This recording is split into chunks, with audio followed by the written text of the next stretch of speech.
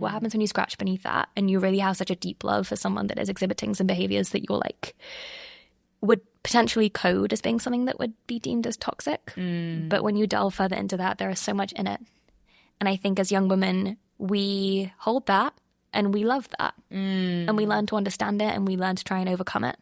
And part of the way that we've been taught to love has been like teasing and untangling those things that occur.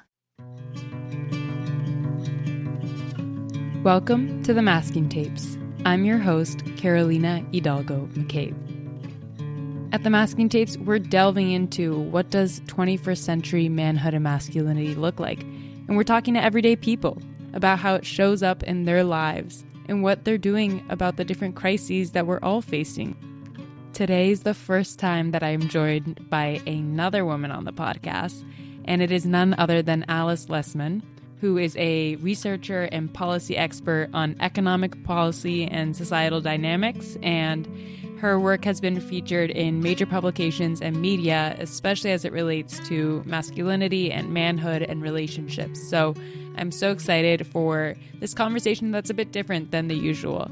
We're going to be talking a lot more about what the studies are showing right now, the trends we're seeing, and it's honestly just a fascinating conversation to listen to and share. So welcome to the pod. So I'm so excited you are actually the first female guest to have on this podcast. And we'll talk about that. We'll talk about what the role of woman in this is too. But I'm so excited to have you on. Can you tell me a little bit about yourself? Yeah, thank you so much for having me and also for doing all this work. So I'm a writer and a researcher. I have a background in policy specifically. At the moment, I'm focusing on masculinity. In the past, that's come from a perspective of power and gender, and how gender also intersects with politics and generational identity. And then another component of that is love. We can get into that in a bit. But I've always kind of believed that love has a role in policymaking that we don't necessarily understand. I'm in DC now. I work for a think tank. But I spend a lot of my time thinking, writing, researching about masculinity as well. And this does feel like a very interesting seat of power and lens through which to examine that. Okay. So it's a cool time. I mean, and I think we were talking about this before of it feels like finally the media and the narrative and the research is catching up to what a lot of young women have known, and a lot of women in general have known to be true about what is happening with young men, what is happening with partners, what is happening with male friendships, etc. It's kind of like the moment is now meeting what we have been feeling and experiencing. Right. Which is a very interesting time to be alive in and to be researching this in. So I usually start every episode of this podcast with what is one of the hardest things about being a man. Yep. However, this episode is different. So I want to know from you, what is one of the hardest parts about seeking to understand or research men? So interesting. And I think it's a great question. I've been getting a lot of comments, mostly from like kind of anonymous internet men, and ignoring the kind of more blatant forms of misogyny. I think there are some very valid criticisms around what does agency look like in this conversation? How do we make sure that this is a conversation by men and for men? Because the flip side has been occurring in the feminist movement for the last 30, 40 years. So how do we make sure that we respect that? And through a feminist lens, it's respecting that agency and making sure that young men are the ones to lead this conversation and tell us, and we have to bring curiosity and create spaces to listen to that. At the same time, respecting that agency and that dignity, it's a yes and. There is also a position for those of us who have begun to understand it, and in some instances have either the intimacy in our relationships to view it from. But at the same time, so many women behind closed doors are holding things that either they don't have the emotional tools to handle in their complexity, or at the very least, they'll have something to say about this issue. And so not only are young women holding it, I'm also seeing that mothers of young men are in a really difficult moment in time. Like what we're seeing is this emergent conversation around the masculinity crisis, and that's a great thing. but I also think it shouldn't be zero-sum. And as part of that, we have to recognize that there is a role that women of all age groups for quite some time have been playing in holding this. And I think it was Gary Barker that mentioned so beautifully that it's mothers who kind of have shown us that empathy isn't zero-sum either. Like, we can both hold this empathy for our young men and also for the young women who are holding it. And we can delve further into kind of the impact this is having on young women and try and understand a form of emotional labor that's frankly just not well documented because for very understandable reasons at the moment it's existed mostly kind of motherhood forward. But what happens before then? Because I don't think the gender starts at motherhood. No. And so can you tell me about that emotional labor that you're talking about that happens before, and that so many women who probably are listening to this podcast don't need explained to them, but also understanding that like this is a form of labor that deserves to be documented the way that we document physical labor all the time. Right. Precisely. Young men think that it's a normal part of a relationship to share their vulnerabilities and their emotions. And this is documented specifically around unemployment and the insecurity that has on young men with their partners, with their wives, with their girlfriends. They feel about the same piece of information that they would share with their wives as an expected and normal part of their relationship. They feel it's strange or weird to share exactly that with their male friends. So two different phenomena there that we can like delve into a little bit. And so this emotional, laborious work that is being done behind closed doors is not actually seen as a normal part of relationships by women. But if we take that to the masculinity crisis and this Gen Z masculinity crisis, who is it that's holding it? Holding the pain, the impacts, the physicalities, the emotional changes. And I think that that's so interesting where so much of the narrative right now is like, what is happening to young men? And it has been this welcome shift from like the Add Women in Stir model and the Me Too movement of being like, okay, and then let's think about this more comprehensively and think about it from a gender approach and like in general, and gender encompasses not just women. But all of a sudden, it's also like, I think a lot of young women are feeling forgotten of this, of like, we're talking about the mental health crisis amongst young men, but not as much the emotional labor that comes from that mental health crisis amongst young men that young women are carrying. Yeah, completely. There's also another element of a lot of this insecurity and isolation also exists with young women.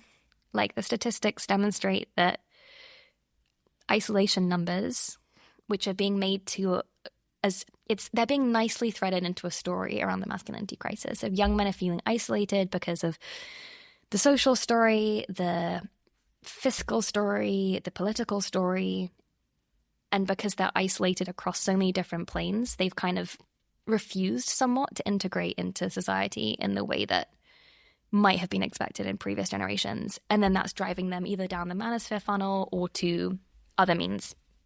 I don't think that that's the clearest cut story. The question is, why is it that isolation? And young women are describing real feelings of loneliness too, especially for Gen Z who, I mean, I think we can split Gen Z into two different categories. Yes.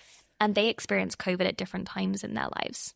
But COVID obviously is like for all of us, was a very isolating period of time.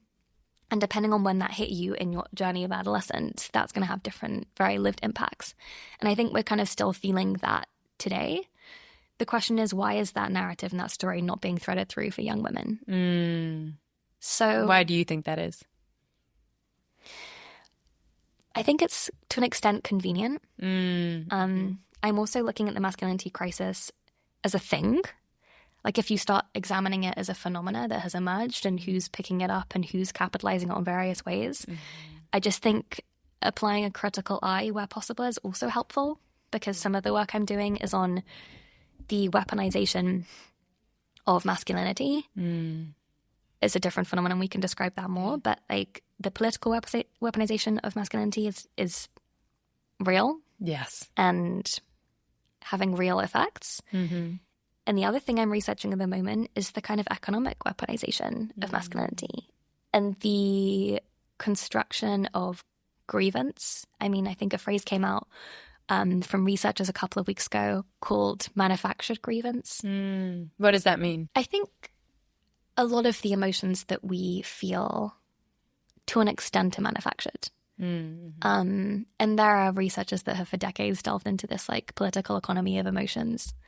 The anxieties, the nostalgia, the anger, there are a lot of emotions that can become quite quickly whipped up, the fear, and politicized against certain things. So I'm just sort of asking questions around, like, if there is a form of manufactured grievance, I think Gen Z have like a particular sense of the social contract being broken, and a lot of things that they were promised in this broader story of America, breaking through to be part of that 1% feels pretty impossible right now. The idea of affording a home, very difficult. These promises are non-existent. So what becomes in their space instead? I think that's a little bit difficult to know.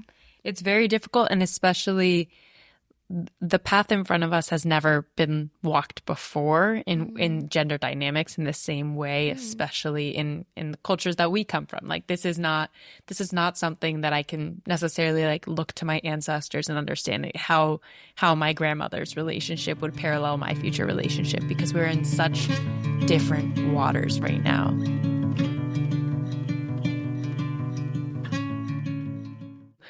A lot of young women in my life that I speak to about this are like, why are you doing work with men? Like there's a narrative of like, screw all men, because I don't see I've been harmed by men, or I don't think that men would necessarily add a net positive to my life, because I have really strong female friendships. I have really strong relationships that give me the kind of emotional support that I would need in my life.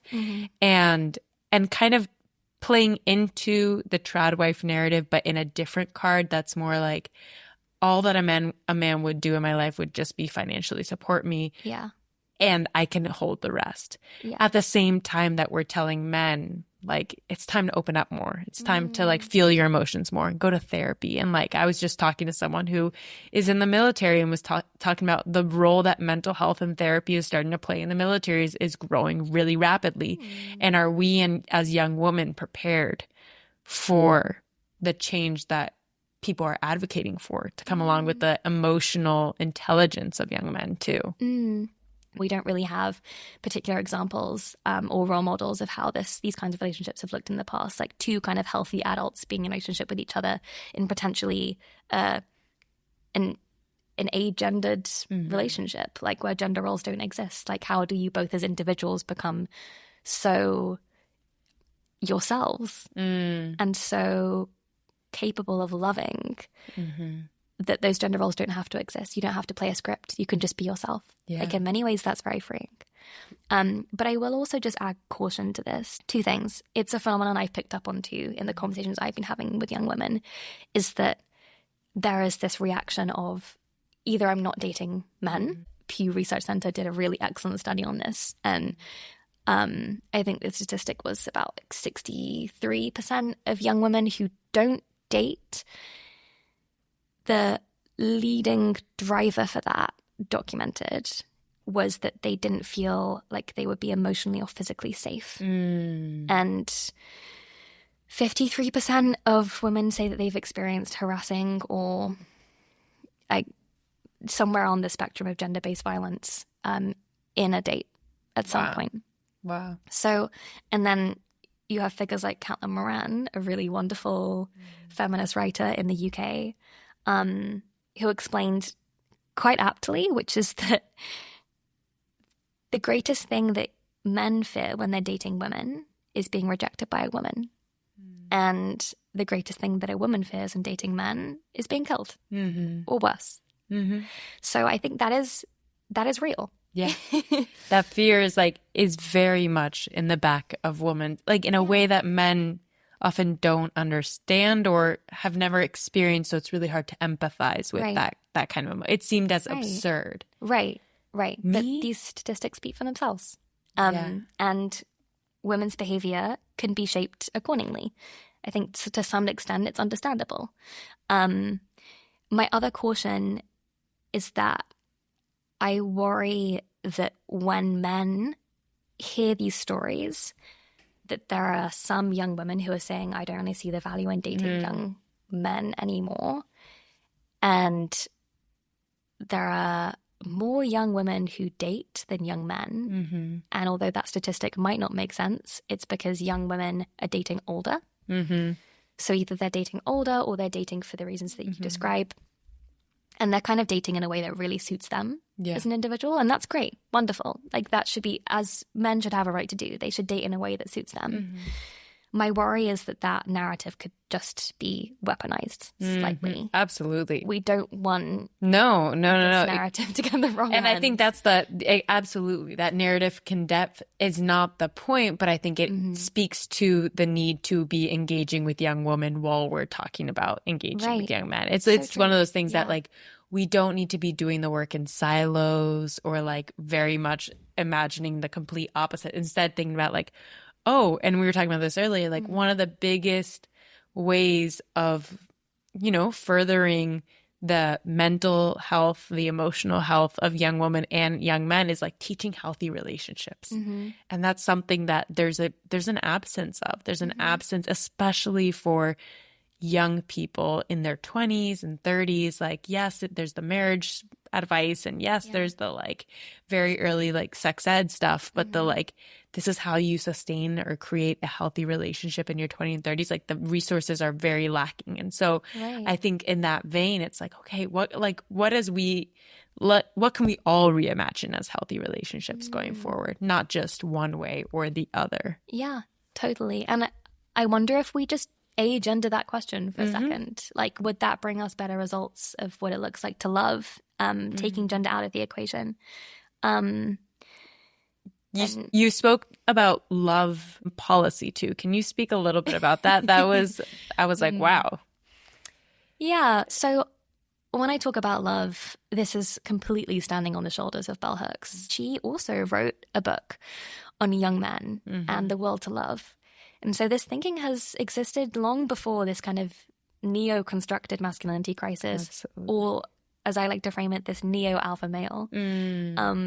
Like, these are seemingly new phenomena, but they're not really. They're just new iterations. And so viewing it with that curiosity of like, what is making this new in this particular moment in time is always a helpful frame. But the way that I taught myself to love was basically the quote, so easy, is that love is freeing, not binding. And when you think of that from a policy perspective, and you think about that from a relationships of state to citizen or state to state, I think that can change the way that you offer people agency, and the very loving advice that you would give to an ally, for example, as a country, rather than kind of letting them blazingly pursue a policy that doesn't look good to the rest of the world in their eyes. And there's also a really strong line of thought around masculinity's role in foreign policy. And so speaking of policy, you recently wrote an article in Newsweek about that was called "The Left is Paying a High Price for Getting Men Wrong." And part of it was that you were talking about this kind of reframing and return to manual labor and this kind of big push towards that, even in the wake of the tariffs too. Can you tell me a little bit about this article and what spurred you to write it? Yeah, for sure. So maybe I'll preface this conversation by saying that what's been termed the great Gen Z gender schism, which is that at the moment across 30 different countries, the Financial Times documented this last year, women are 30% further left on the political spectrum than men. And this is true in a score of contexts, mostly high-income countries, I think that study was. So the US, the UK, and South Korea, this phenomenon was particularly pertinent. In Germany, you saw the same thing happened with the AfD and the elections. In Spain, there's now a kind of resurgent turn to traditional masculinity that was again documented by, I think, The Economist this week. So it's a phenomena. It's happening. People vote with their hearts and they vote with their emotions and they vote with the false promises and they vote with what speaks to them. And we also see that politics does impact dating patterns, people's willingness to date someone who is kind of in a separate space of them. Or in the same study that I mentioned earlier, the Pew dating research, one of the key drivers of young women choosing not to date other men is if they were a different political party to them. You know what's funny about that? When I was down in North Carolina during the most recent elections, I had an Uber driver who was like my age, and I was asking him how life was going, and this was right before the election. He was like, my girlfriend broke up with me. And I was like, oh my God, I'm so sorry. Are you okay? What happened? He's like, well, it's because we're voting differently in this election. Interesting. And we got in a really long conversation about like, if he loved her, how would he vote if he loved her? And what does love, like voting with your heart, voting with love for her body, for her freedom, for her rights, etc., look like? And when we finally pulled up at my house at the destination, he was like, do you mind if I park the car and we continue this conversation? And so we ended up continuing to talk in this car for another 5 or 10 minutes because he was so curious about what my thoughts were about what he should do next in his relationship. Wow. Because he couldn't understand why she would have ended it over a political reason. And she couldn't understand how he couldn't readjust his politics based on his love for her. I do think it was a very real thing during especially the election, the tension between Gen Z, where we're seeing that big gap, especially in the US, when it comes to political views, and also the reluctance to date across the political divide when it has very real impacts on bodily autonomy and health and safety, etc. Totally. And so the last time that in the US, the majority of both genders voted for the same political candidate was 1980. So we're at 45 years that the majority of both candidates have not voted for the same candidate. The last time was Reagan, 1980. That was both the majority of men and women voted for Ronald Reagan. The last time the majority of both men and women voted for a Democrat was Jimmy Carter, 1976. That was the last time.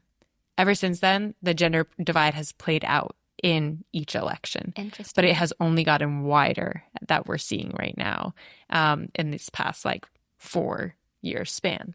And I think that speaks to then the issue of dating too.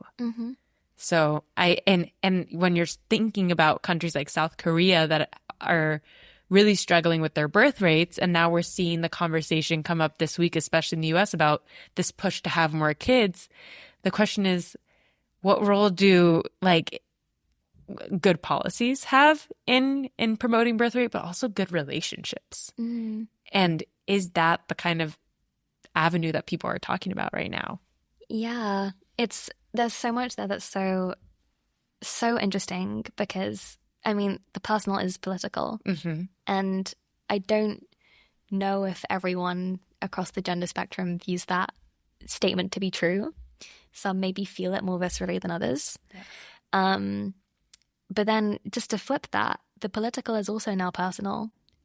I think where this masculinity crisis is coming from, and this particular moment in time, is also reinserting men into the identity politics conversation. That is an identity that people are now thinking of when they're... Yeah. And what I used to believe is that men don't necessarily see themselves as their gender. But some of the work I'm doing recently around that kind of economic capital of building up masculinity as a form of capital.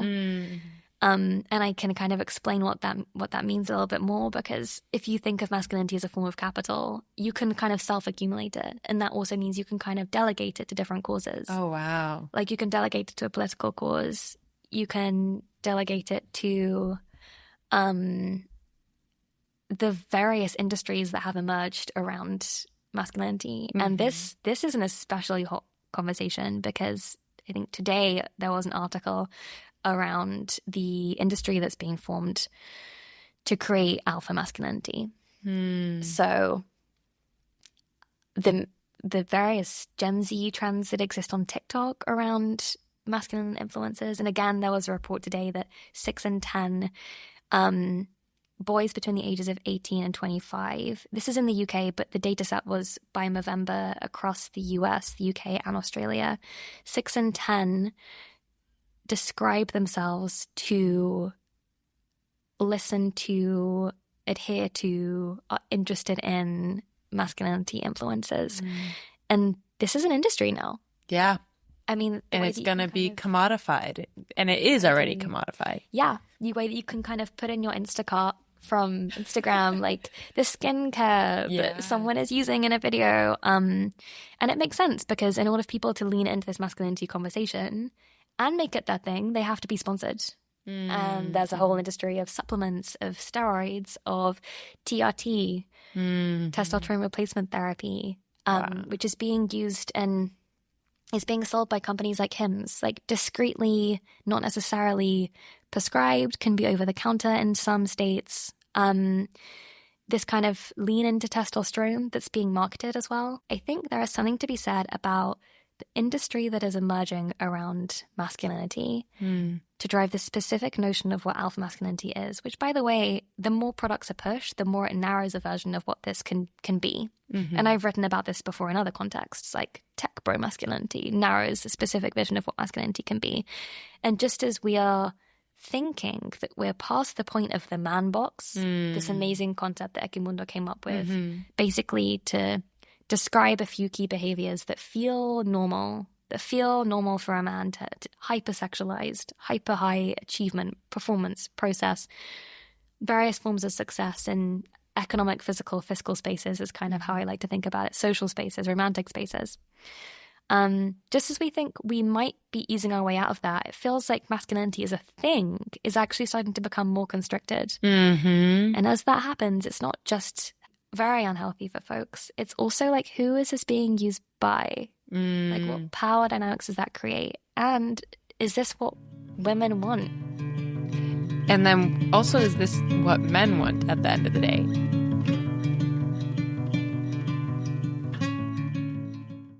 There are a lot of phrases around what reimagining masculinity is going to look like. I'm sure you've spoken about this a lot.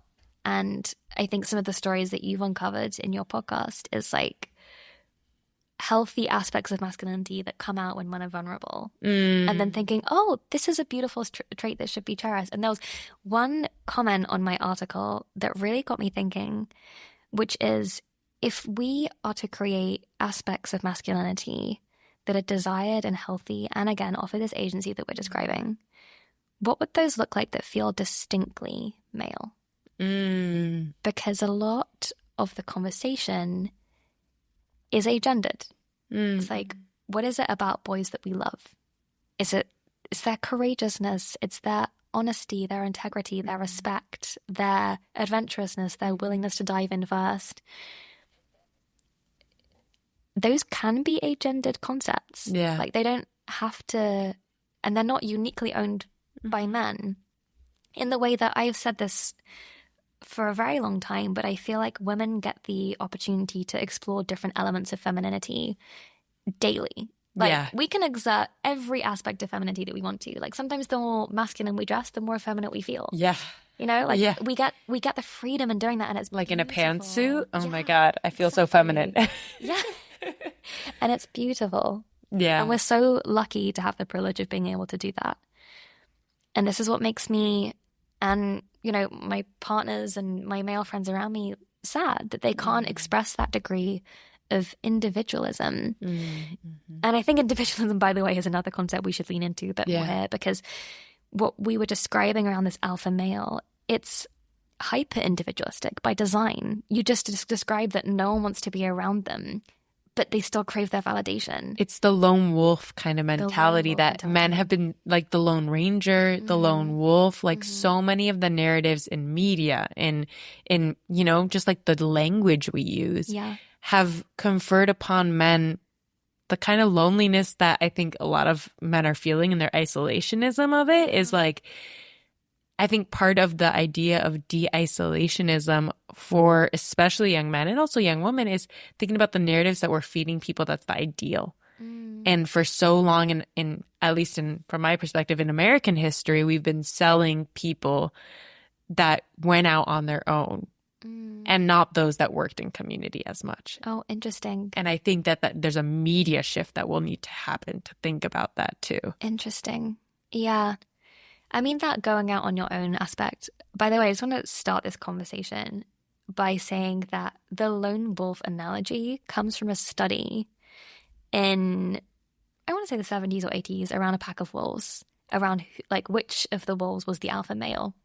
And the alpha male wasn't the one leading the pack, feeling emanating as if they're on their own and then all the other wolves are following them. The alpha male wolf was defined to be that when the study came out. And then the researchers came back a couple months later and were like, no, we got it wrong. We studied them wrong. We put some more research into it. Actually, the alpha male wolf is at the back of the pack, supervising the pack walking forward. And so even the notion of this lone wolf, it took off because it's what we wanted to hear. There's a form of confirmation bias there. Like, emerged at the same time the as wolves do it the same. Yeah. Like wolves, they're just like us. Right. And this is an animalistic and this kind of goes back to our primal. Right. Primal biology. Like that defense of masculinity is a bit scary because I think both of us come from the perspective this is fully socialized, which also means it can be unlearned.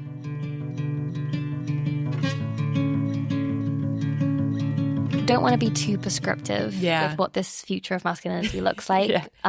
This is up for men to decide. Exactly. And we need to find, and there is a very long list that exists, and Caitlin Moran did this in her book, What About Boys? She ended with pages of things that are uniquely male, that are wonderful, that I saw something the other day about how young women sometimes desire male friendships more than they do female friendships because they think that they're simpler. Yeah. That they can just sort of coexist, parallel play, enjoying their own. It's refreshing. Vibing. It's refreshing. It's not, there's something about that that's uncomplicated and desired and wanted. Yeah. And so we need to speak to these stories too. I'm not so sure about what kind of nature story we tell. Yeah. But what I will say, and I've argued this in that piece that you described earlier around kind of what the left needs to do to remobilize men, is ask them to show up as men, and so that they can be more male, more man, in if it is protecting their pack. Like, what does that look like in the context of contemporary issues like the climate crisis, like access to abortion? Like, what would that look like in a way that was measured? And they're pulled in community, and everyone's protecting each other. Yeah. And what does them leaning in with their...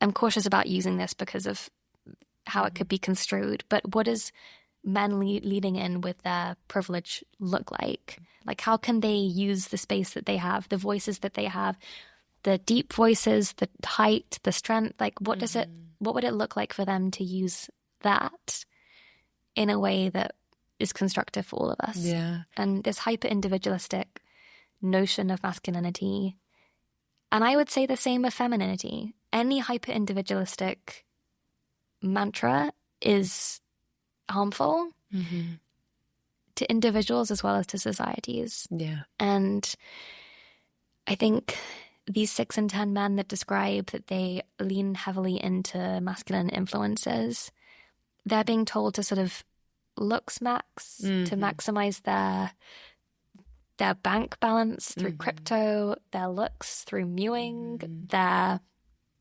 relationships and their dating life and their like sexual body count, all full term. Again, very like hyper masculine, steeped in. But I've heard women use those terms too, and I think that's one of the things that women will need to, as part of our role in this, is to also unlearn the things that we have adopted to be able to like have the approval of men or fit into this society of like, oh, Like, I remember one time being at the nail salon in college and hearing women behind me talking about their body counts. And I was like, oh my God. Yeah. Like, if I were listening to men talking about this, I would be nauseated. But now I'm listening to like other women, and I was like, what is my role to do in talking to other women about, like, we don't have to adopt these tendencies to move forward. How do we continue to hold the like softness in our heart and also be able to think about like, what are the ideal relationships, or how do we want to value people of other genders the way we want to be valued ourselves? Totally. And that's such a nice way of framing it. And I also would say that none of this is the responsibility of young women or of mothers to bear, nor do I think this is the responsibility fully of fathers or men to bear. Like, I think this is a collective thing we have to work towards, because we all hold it. We all get impacted by it. Yeah. And I think that's where the narrative has kind of been missing. Right. Is this is a collective thing that we must hold together and that we all have a part to do in. Yeah, we do. We do. And making sure that that's kind of equitable where possible, that we do recognize where some people are holding this and others are not. And then we lean into solutions that feel right for everyone involved. And the one thing I will caveat to the masculinized language that we spoke to earlier and kind of the unlearning of that, I also want to speak to what's happening on the flip side, is what I've heard when I'm speaking to parents or speaking to kids who are the kind of lower end of Gen Z, so folks under the age of like 18, 19. Dating is so hard for young boys. And I know it's hard for young women, and we can speak to that. Yeah. But there is a whole taxonomy now around dating. The kind of red flag, green flag, toxic. And these have been really helpful. Like, I just want to speak highly of their history and why they've emerged, is because they are critical signals to point out when moving into a direction feels healthy, it feels safe, and it prevents the statistic I was describing earlier, which is the vast majority of women feel like they don't want to date. Those who don't want to date feel that is because they feel that they are going to be at emotional or physical risk. Yeah. It's really tough to navigate when you're on the receiving end of those. Like, can you imagine if we were to sort of like, I don't know, you make a quick slip up on a first date, and then the person you went on a date with goes back to all their friends at school and says they did the most toxic thing.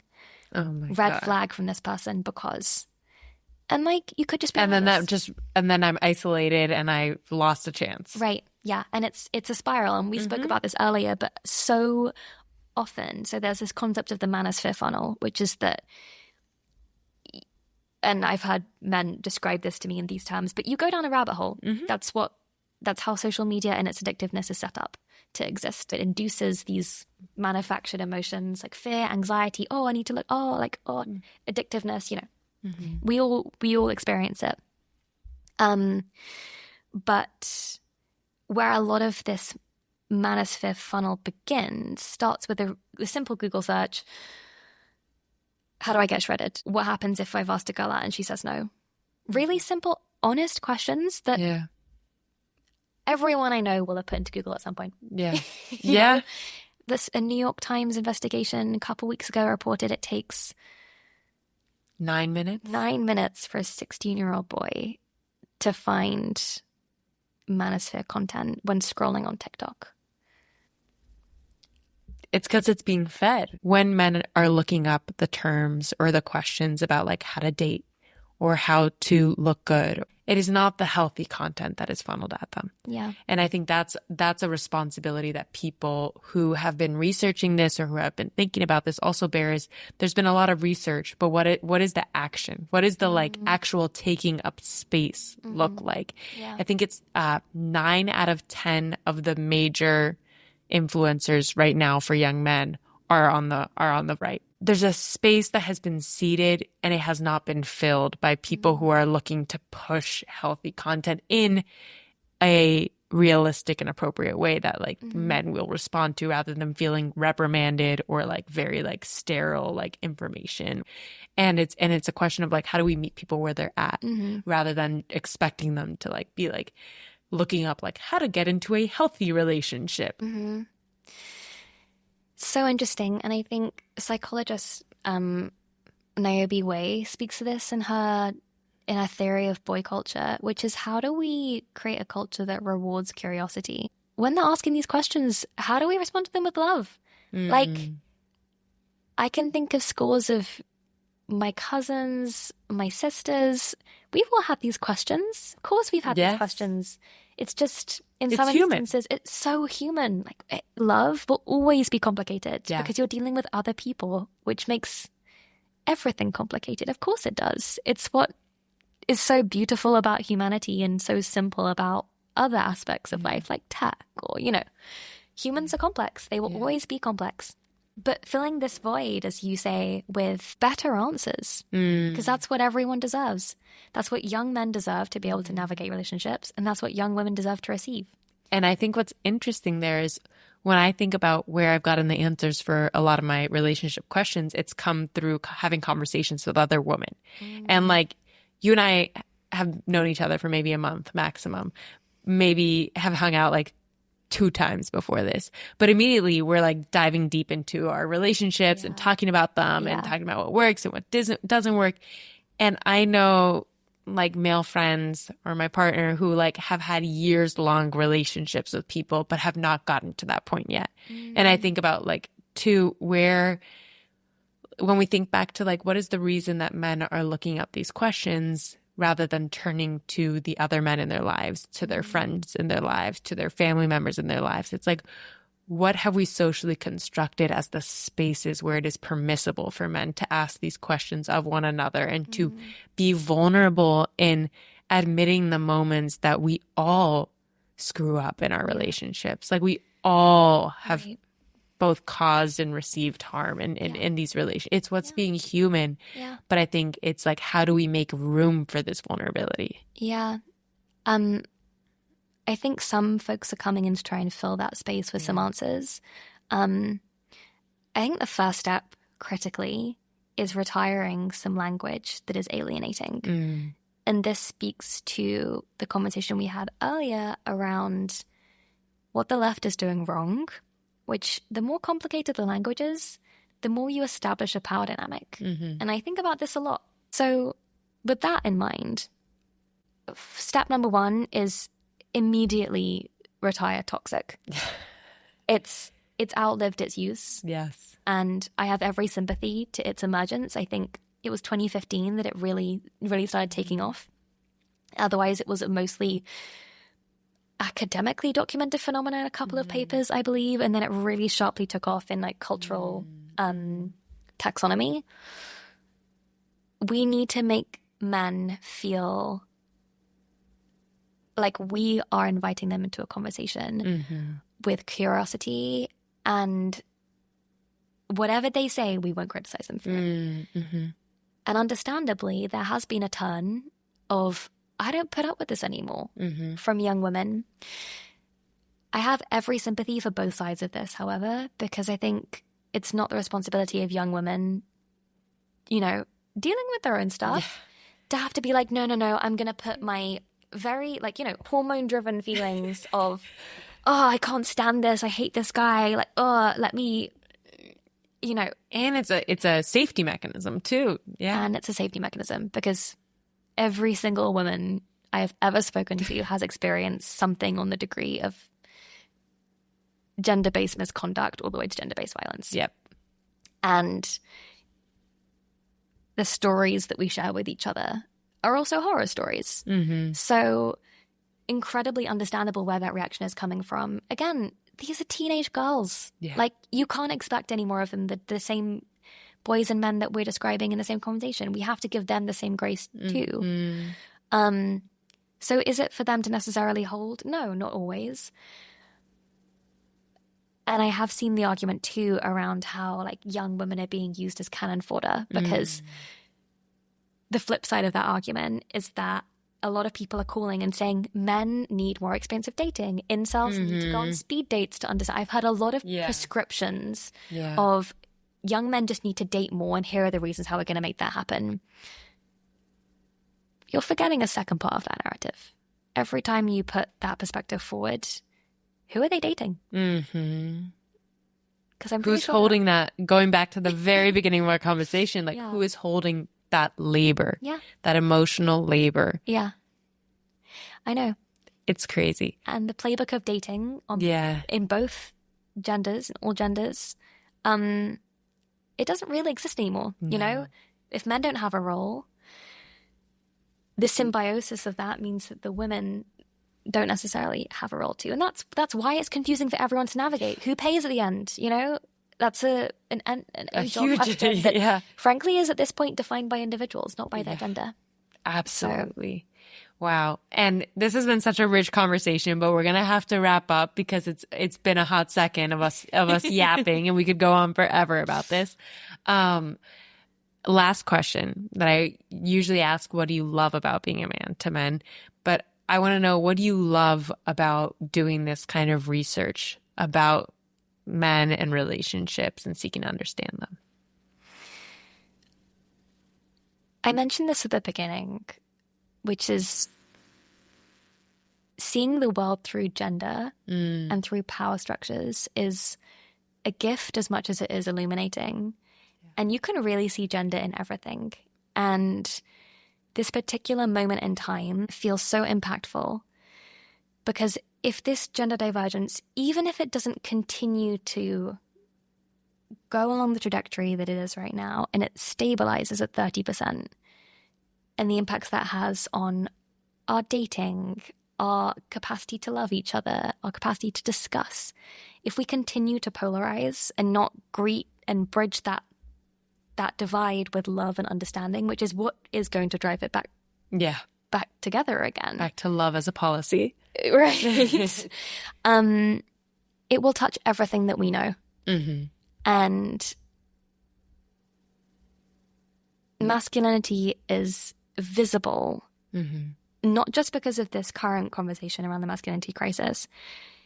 It is visible in every aspect of the world that's being touched right now. And I'm thinking not just about aspects like the climate crisis or diplomacy and how masculinized forms of problem solving or of diplomacy are being privileged over forms of more effeminate typical characteristics of negotiation, of collaboration and problem solving.